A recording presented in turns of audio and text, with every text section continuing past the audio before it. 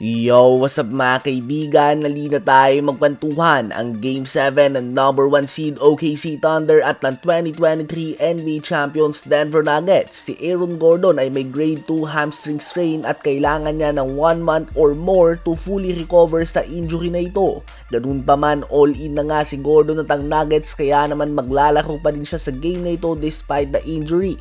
Pinapakita niya nga ang puso ng isang tunay na kampyon. At kitang-kita nga sa galaw niya na hindi siya 100%, hindi din siya tumatalo ng mataas. Ganun pa man sa first 8 minutes ng game ay hawak nga nila ang 21-10 lead matapos ang 0-5 shooting sa 3-point line ng OKC to start the game. Ganun pa man, instant impact nga off the bench ulit si Alex Caruso at naibaba nila sa 5 points na lamang ng Denver Nuggets sa dulo ng unang quarter. Naupo si Nikola Jokic ng 2 minutes at gumawa ng 13-0 run ng OKC Thunder at nabawi ang lamang.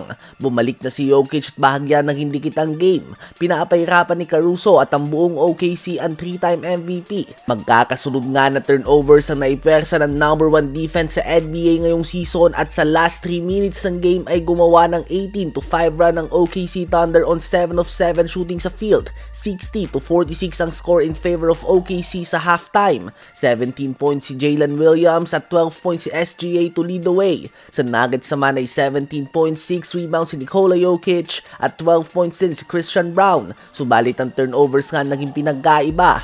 12 na para sa Denver Nuggets at 3 lamang para sa OKC.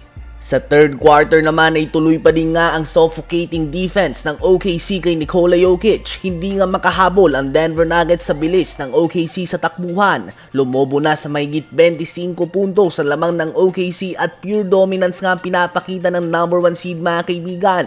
Tahimik lamang si SGA subalit mahigit 20 puntos na din nga siya sa game na ito. Hanggang sa tuluyan na nga nilaglag ng youngest team ngayong playoffs ang 2023 NBA Champions Denver Nuggets at umabante sa Western Conference Finals kung saan nakaabang na si Anthony Edwards at ng Minnesota Timberwolves. Again, another missed opportunity para kay Russell Westbrook na magkampiyon. Ano ba masasabi nyo tungkol dito? Isama na din natin sa update na ito na nilabas ng Boston Celtics ang balita na si Jaylen Brown ay naglalaro na may partially torn meniscus sa kanyang kanang tuhod at naglalaro ito sa playoffs kahit na iniinda ang matinding sakit nito.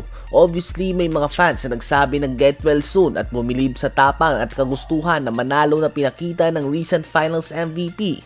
Ganun pa man ay andun din nga ang mga nagsabi na rason lamang ito at ngayon pa nga daw nila ito sinabi dahil natalo sila ng New York Knicks. So walang katapusan na bad news nga para sa Boston Celtics. Season-ending injury kay Jason Tatum, partially torn meniscus kay Jaylen Brown, kailangan bitawan si Jrue Holiday at Kristaps Porzingis upang maiwasan ang malaking luxury tax at free agent pa si Luke Cornett at Al Horford. Ano ba masasabi nyo tungkol dito?